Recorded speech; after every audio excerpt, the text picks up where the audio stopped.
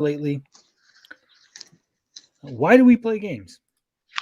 Now, obviously, because we enjoy the activity, the hobby. What I mean when I say this, why do we play games? I mean, are we playing it to enjoy the game or to beat the game? Because I see a lot of people that are like, I got to beat the game. I got to beat this game.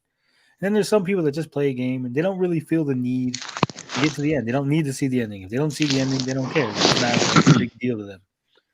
I myself am one of them people. I don't need to beat every game I own. I just sometimes like a game, I enjoy it, and then it loses steam, and I just okay, I'm done. I've got my enjoyment out of the game. I don't need to beat it. How do you feel about that, Gary? Oh, this is I'm 50-50 on this. Just to put in perspective, I was playing Loop Hero, and within the first 2 to 3 days, I had put in like 40 hours. Like I crunched, and I absolutely enjoyed that game. I've probably taken the time off because I haven't been feeling well, and just kind of haven't really wanted to be bothered by it. But the end of the day, I play to have fun because a lot of the games that I have in my collection, I haven't beaten. For the most part, I've probably beaten a good percentage of them. And when you play a really solid game, like when I was playing Hunt Down, it was just I couldn't put it down, and it was one of those games where it was short enough. It just kept me entertained the entire time I was playing. And before I knew it, I was beating the game. Now, that's not every game, that I own. And obviously, I'm from an era where games weren't really meant to be beaten back on, in the NES were trying to emulate arcade games. And our arcade games were simply just not meant to be beaten. They were just quarter munchers. It was very hard to get to the end of arcade games, and I think the NES emulated that quite well, even Sega Genesis and Super Nintendo games. So I'm from an era where it was you bought a game, and 9 times out of 10 you probably didn't beat the game, but you put quite a bit of time into it. So I'm not upset if I don't beat a game. I can always come back to it. I do like to beat games, and I would like to actually focus more. And unfortunately, it's part of my OCD is that, I'll play a game for quite a while. I might pick something new up, and I have that, just this need to like switch a game and just kind of, toy around with the mechanics of it and see what the story's like and the graphics and hear the music. So unfortunately, like you, Tony, like if I put a game down, you come back to it within a week or 2 weeks or 3 weeks, you kind of lose interest in it, right? Or you kind of forget what you were doing, and that makes you want to start it over, and that kind of pisses you off. So you don't want to start it over. So at the end of the day, I play games mainly to have fun. I mean, that's what they're there for, right? If you're getting 20 hours out of a game and you didn't beat it, but you had a hell of a time playing it, that was, it served its purpose, in my opinion. But I would like to really focus and beat more of the games that I do play, because it isn't. Some games are an accomplishment, right? You put that time in, and it's like you did good, and you feel like you accomplished something by beating it. Certain games are like that, but yeah, that's how I feel about it. All right, I'm going to get real quick to these comments. Canadian Gamer says Dead Man Hand is a Western FPS on the original Xbox, and he's played Daymare on PS4 recently, crushed it all the way to the final boss, couldn't beat it, bad difficulty spike, walked away from it. Yeah, a lot of games are like that. Oh, yeah. A sudden difficulty spike, and then you just, I'm done with it. Like Gary, I did come from the before times when games weren't really meant to be beaten. Mega Man is really hard to beat, but it's really not the point of beating it. It's just playing it, having fun, maybe seeing how far you can get to it. A lot of games in the old days had high scores, just trying to see if you can beat your score. So a lot of the newer games, I try to beat them. It'd be nice to beat them, but I don't need to beat them. I don't feel bad for not beating them. Blinded Braille, however, you're a younger man. You're a Gen Z. You're with the flossing and the playing the Yes, the Fortnite. flossing. I don't even like Fortnite, but yes, apparently that's my generation.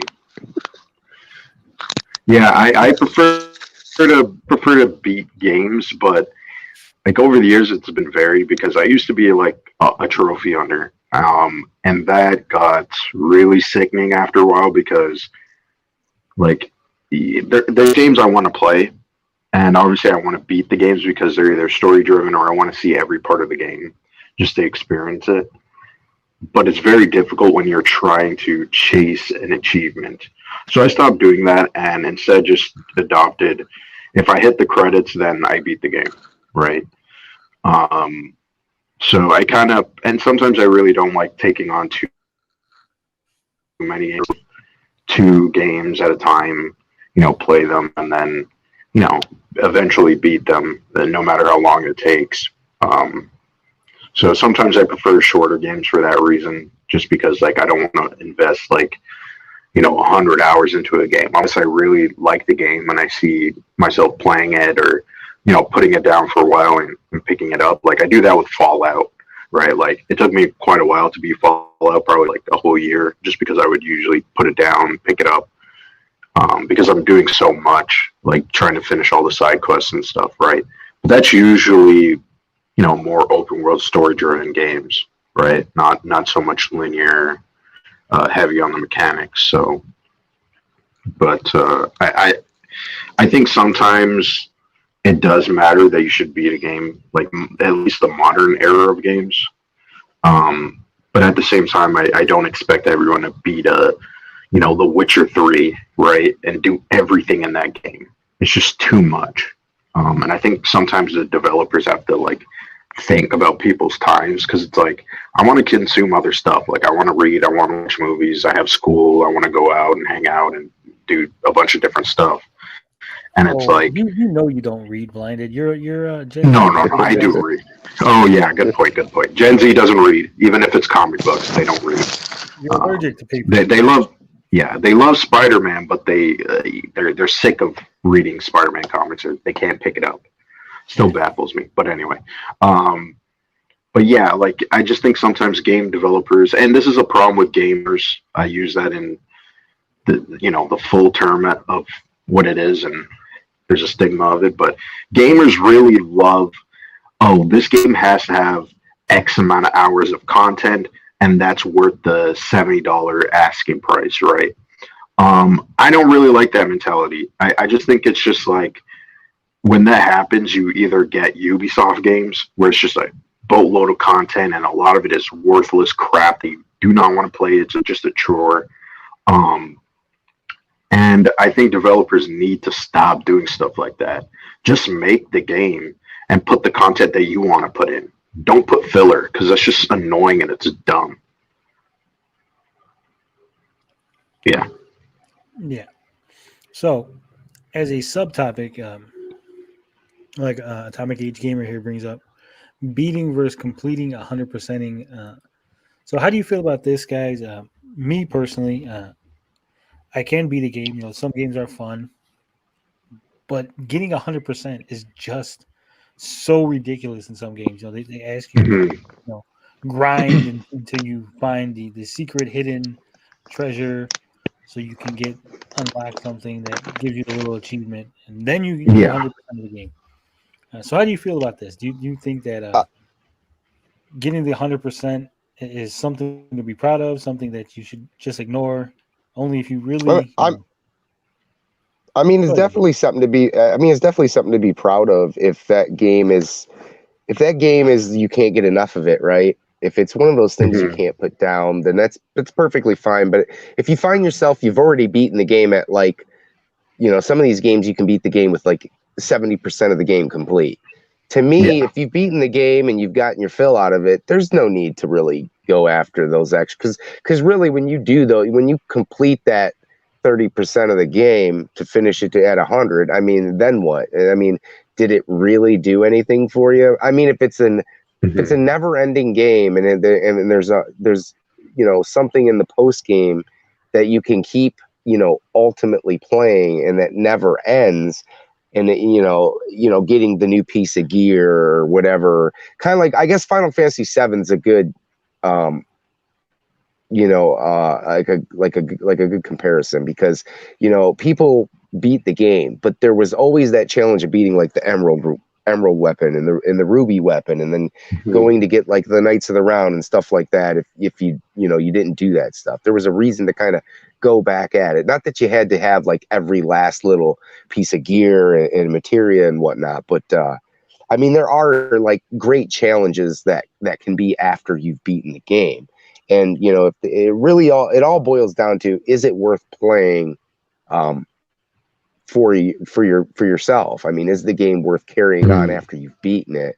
And usually for myself, it's not. Like, if I can beat a game, I'm content with beating it. I don't need to have 100%. But there are some guys out there that like to 100% games, and that's what they live for. And more power to you if that's how you like to play your games. And there's no wrong way to sit down and play your video game. So what? Yeah, There's good point. only one proper way to play video games here. No. Canadian Gamer says Far Cry is like that, a cool open world with a bunch of fetch quests. Yeah. Yeah. I don't know if anyone here has ever played Assassin's Creed in any of those games, but I think the third or fourth one, the one where you're in the New World, where you're in America and you're playing the Indian, Native American, excuse me. Yeah, 3. yeah, there was that 3. Yeah, Black Flag. Before Black Yeah, it was just 3. It was just 3. Oh, it was just 3. Okay. Yeah, I played that. I had that. It was fun, but some of the extras were just ridiculous. Like they had like a mechanic where you were selling stuff or like building different items. There was really no reward. Oh, you unlocked the original Assassin's Creed outfit.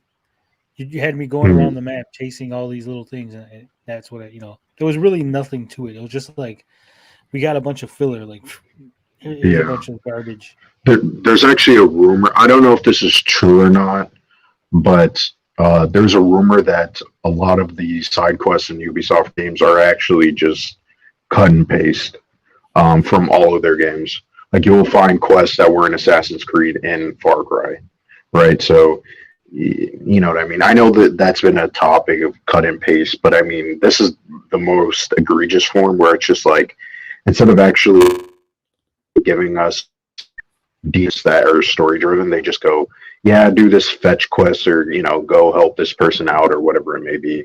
And it's like the exact same structure to it, as a different game that has like different mechanics. So it's like really bizarre. Ubisoft I hate that company, but I digress.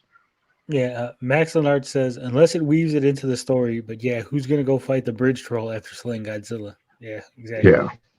Yep. Atomic Age Gamer says, if the additional percentage leads to an additional narrative, that appeals to me. If it's empty fetch quest gear, that doesn't appeal to me. Yeah, I'm with you on that. I was at one point one of these people, like I saw the number. I wanted to get that 100%, and I was like, I got to do this extra stuff.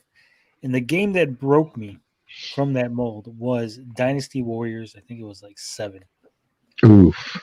Because I beat the game. I love those games. It's a modern beat 'em up.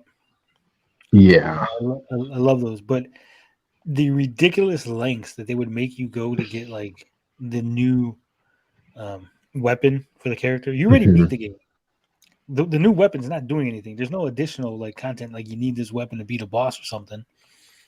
But the ridiculous lengths you had to go to just to get it, and then for like 50 characters, you had to do do that for 50 different characters. I was out. On super hard mode. And see, it's something kind of like, it's like you would think that it'd be much more of a reward if they were to give it to you in the course of the game, so that you could use it by the time you got to the end of the game, right? Right. Yeah. It's kind of like that with NetherRealm games. Yeah. So it was ridiculous. If it was like to unlock a character or something, I'd be like, okay, that's understandable. It's another character, new stuff to do.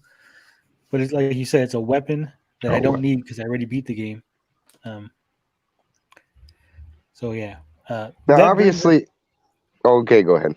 I was gonna but go ahead, because I'm gonna kind of shift the topic a little. But go ahead, Gary. Well, I was gonna just say really quick that a game that's a great example that they kind of do it right is like Smash Brothers.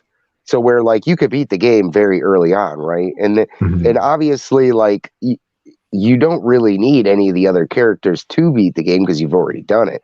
But the fact that, hey, multiplayer is a reason why, hey, you want all these characters unlocked. Now, obviously each Smash Brothers has been different how you unlock characters, but it's, at least one genre where it pays to kind of play through and kind of 100% because you're going to need, those characters depending on who you main. So I was just going to say that, Smash Brothers is, one of those series that actually does good to actually unlock those, those levels and characters and stuff like that. All right. So what I was going to do, I was going to shift the focus of the conversation just a little bit, because we were talking about why do we play games, and Gary had mentioned the ultra hard difficulty on Dynasty Warriors. They always have these like super ridiculous difficulties, like nightmare mode.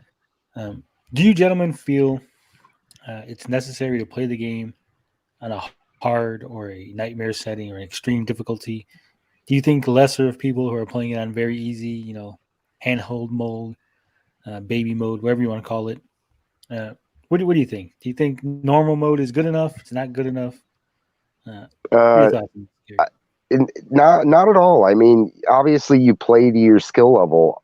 There are games that, like Hunt Down, for instance, I played that on normal to enjoy the game, to make sure that I could experience the game without it being too hard. And then, I amped it up and said, okay, well, that was kind of easy for me, so let's go ahead and play on hard. And I kind of shifted between the two modes. Now, I never beat the game on either of those modes, but I did want to, see what kind of like skill level I was at in that game particularly. But for another example, I've been playing Etrian Odyssey 4 for the 3DS, and that game instantly starts you off. It has two modes, and its casual mode it's like hard mode, and it tells you like, look, you're going to want to pick the easy mode because this game is extremely hard. And that's really my first like foray into the Etrian Odyssey series, and it ain't kidding when it tells you like, look, you want to play on the easy mode because there are easy mistakes that you can make while leveling your characters and things that are, it's definitely a grind type of game. So I definitely see that if people want to play it on an easy mode, that's perfectly fine. Obviously, no two gamers are going to have the same skill level, and people are going to understand stuff, especially if you're at a different age. I wouldn't expect, our 12-year-old to jump into an RPG and just, start destroying things because he's probably, had not had too much experience with those types of games. So I'm definitely open to the idea to have these different modes, because I do understand at the end of the day that, no two gamers are alike, and there's a good reason why those, different modes exist for, different players. So I'm definitely on board with having multiple options. That it definitely doesn't take away from the game. Usually it doesn't take away from the game. Sometimes it can, but for the most part, it works out for, different gamers. So What do you think, Blinded? What are your feelings on this? I have a little maybe controversial take on this. I think one, I'll say this: it really depends on the game if you play it on hard, because sometimes the devs really don't give a good reason to play it on hard. Like sometimes, like as an example, like Uncharted, if you play that on the highest settings, all it is the enemies are a sponge. They're sponges, so they take more damage, or you're going to require more damage to take them out, right? And sometimes it's just really annoying, and it's just really not fun, because some of the times it's not really a challenge, right? You're not changing up your play style. Yeah, it's just a grind. And a lot of it, so sometimes I'm like, why even put a difficulty in it, right? Like sometimes, like I guess I'm just going to use PlayStation examples because those are ones I can remember the most. But like Ghost of Tsushima, right, was pretty recent, and that had difficulty, but they kind of were they did it where it's like the enemies are harder, but you also do more damage, right? So you're kind of both at equal footing, but you could get taken down way more easily, right? So it does require you to kind of change up your play style. But like for something like the Soul series, right? I know there's been a big debate about, oh, some of these games should have an easy mode. And to be honest, I don't agree with that. I think some games, if the developers intended it to be hard or difficult, then that should be fine. Not every game is going to be for someone, right? Like maybe if it's a game for everyone, then yeah, that makes sense, right? To kind of gauge the difficulty of the game and make sure it's accessible for everyone. But for some games where it's like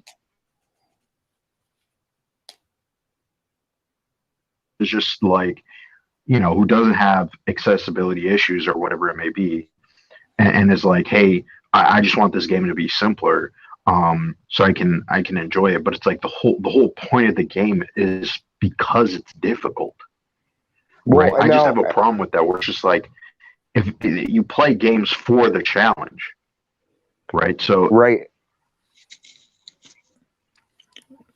Yeah. As the hot take on my end, I think, in my opinion, that you should play the game on the difficulty that the developers intended for you to play the game. And what I mean is some games, like Blinded said, increasing the difficulty doesn't actually change anything. It just makes the bad guys absorb more damage, you take more mhm. damage, or you deal out less damage, something along that line. And I think that's a cheap cop out to increase difficulty. But some Yeah, it's games a actually gimmick. have mechanics.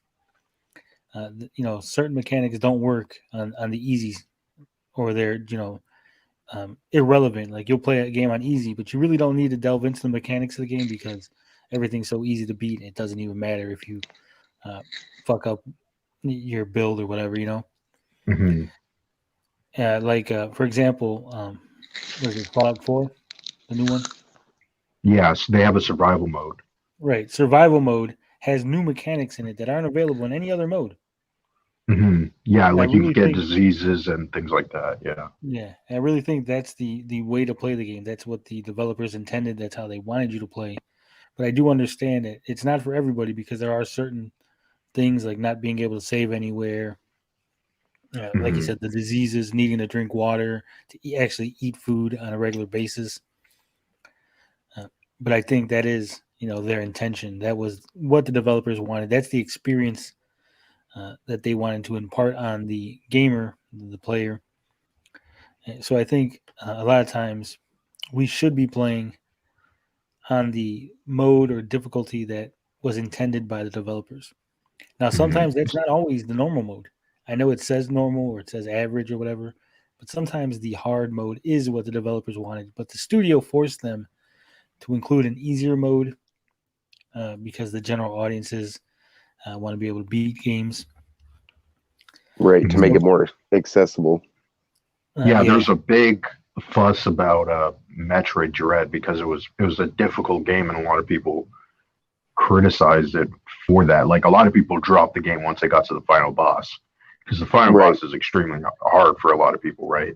Because he has a And, lot of different maneuvers and he's super quick, right? So and, yeah. and they've been doing this for a long time. Obviously, a lot of this really started with back on the original Xbox. I don't know if anybody remembers, but Ninja Gaiden, when it had finally Yes. come back Yeah. after the years, was an intense, super difficult game where, I don't know, it was what, maybe 3-4 years later when they did a remaster or whatever, and they had Hmm. finally added in the difficulty, an easier mode. So, and that was not an easy game to beat. That was one of those games where I think for the first time in a long time, aside from old retro games, but I mean, kind of if you took games from like PS2 era and an Xbox era, it was kind of in its own league of just being difficult and tough Yeah. as nails. And So much so that the fan base said, "Hey, look, like we need a mode because this game is so hard." So I think it was with I don't know if it was Sigma or what the game was, but they had or Ninja Gaiden Black. That's what it was. They came back and they added an easier mode. But I agree with Tony. You should play the way that the developers design the game, because at the end of the day, they want you to have that rich experience. Unfortunately, like I said before, not all gamers were created equally. Obviously, some people have better skill sets at certain games. So I definitely recommend playing, and I don't judge anybody if they can't get past it on a certain mode, but play it how you want to play it, and I think that's it's good when done right. I think we can all agree if the modes are done right and there's actually some skill base to it, and it's not just characters or bullet sponges and it's just grinding. I think we can all agree that it's worth having those modes in there. So yeah, and I think this ties into the start of the conversation we were having with whether or not you need to beat a game in order to be satisfied. And a lot of times it does seem like the easier difficulties are put in there because so many people feel the need. They have to beat it, right? And that's the argument with the whole Dark Souls got to be easier because you need to beat the game. And for me, like I said, I come from a generation where a lot of games you never beat. The original Ninja Gaiden, so many people never beat it. The original Super Mario Brothers. Once you got to World 8, there was those really hard jumps, and that was the end of it. You just didn't beat it. You kept playing it, but you never really beat the game. It was an experience. It was a celebration. When you finally beat a game. When I beat Mega Man 2, I was fucking ecstatic. It took me like 2 years to beat that game. It was a fucking event. But I think this whole idea that you have to beat a game is what's driving the idea that the games need to be easier. You need to add difficulties in it. And I think it was Atomic Age Gamer. Let me see. Hold on. There's a comment here I wanted to get to. Oh, no, it was Maxlin Arts. My fault. He said, yeah, I'm getting back into gaming, and lots of games have a story mode where you automatically win through the game plot lines. It's a give to it accessibility. I think a lot of people call it game journalist mode. Story modes where there's no fights or the fights are super simple, real easy. And I think that's the wrong way. If you're basically watching a story, just watch a fucking playthrough, right? Watch someone else play the game. If you're not actually going to play the game the way it was intended. Yeah, I think that's also, especially if you don't have accessibility issues, what is the point? Like, what are you doing? You know what I mean? Like, you're sitting there and just allowing it to win. I seen like a streamer was like complaining about this, and it was like, oh, I hate Dark Souls because the game is not easy, and it's stupid that you guys are wanting difficult games. And it's like, listen, I get that the series has become popular, but it became popular because it was difficult. So you going, hey, I want this to be dumbed down, it's kind of like, yeah, that's going to upset the fan base because that's the whole point of the game. That's why the game got popular in the first place, right? So it's like, I really don't really get it. Why there needs to be this hand holding. Like, it has its place, but it really shouldn't be for the people that are, can actually play the game, if that makes sense.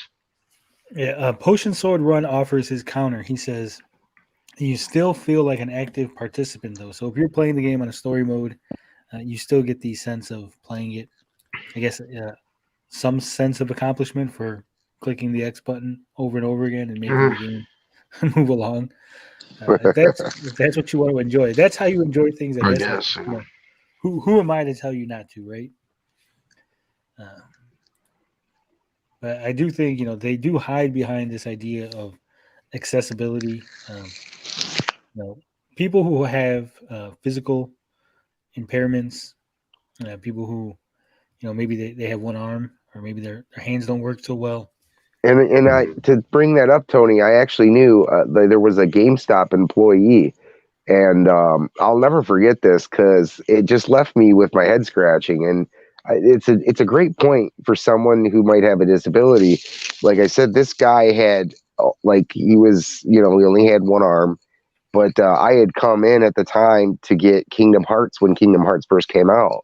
And, I was just chatting with him and he was like, man, this was a fantastic game. I just beat it the other night. And I was like, how the fuck did you beat Kingdom Hearts with one hand, dude? Like if anybody seriously played that game, it's not at all that, like, I could totally see him like moving around and playing with one hand, but how the hell did he twist the camera around? Like, I'm sitting here thinking like that's a feat in itself, dude. That's awesome, but at the same time, that must have been a pain in the ass to do. So I definitely see something like an easier mode helping people with disabilities or stuff like that could be tremendous help for someone trying to get through the game. Excuse me. I will say, never have I felt so bad as a gamer than when I read stories of people who, like, the guy's got no arms and legs and he beat Dark Souls on the hardest difficulty, and I can't get past the first thing on the fucking easy difficulty. I'm like, oh shit, I must really be terrible at games because this guy's like, he's just a head on a body, and he's fucking beat Dark Souls using his chin. Yeah. Yeah. But yeah, there are a lot of people who have accessibility issues that don't want to be catered to. They're very adamant. They want the same experience as anybody else. They just, maybe they need the controller to be able to work with them. I know Microsoft is really big on accessibility. I know there's some people who have issues with their eyes. They may be legally blind, but they can actually still see. Because legal blindness is not necessarily like complete blindness. So they might need the screen to change or the colors to be adjusted. Right, colorblind options and like left, like switching from lefty to righty. Those kind of should always be in every game. I think a good developer will make sure that he includes everybody. Except Nintendo. Nintendo. I mean, there's always some games. I mean, it always is like developers usually are pretty good about getting those features in there. But yeah, I mean, everybody's got their fair share of letdowns. Nintendo's like the only one who doesn't do it. It's like really shocking. Like they are like kind of behind, especially with Sony and Microsoft. Atomic Gauge Gamer says, I think Ben Heck makes customized one-handed controllers. Yeah, I think so too. I will say this: I do beat games like I beat children. Not very often. Not very often. Getting spicy. Yeah, but yeah, I play for fun. I think other people should. I think the idea of beating games is overrated. That's my hot take. I think you should just play it, enjoy it, and when you stop enjoying it, stop playing it. Don't force yourself to beat it. Well, I mean, if you're gonna talk about these console fanboys, then I think the games. Those are the only people that it applies to. Everybody else, who cares? Play for fun. I digress. Anything else you guys want to add to this before we move on? Any final comments? Not really. All right. Moving on.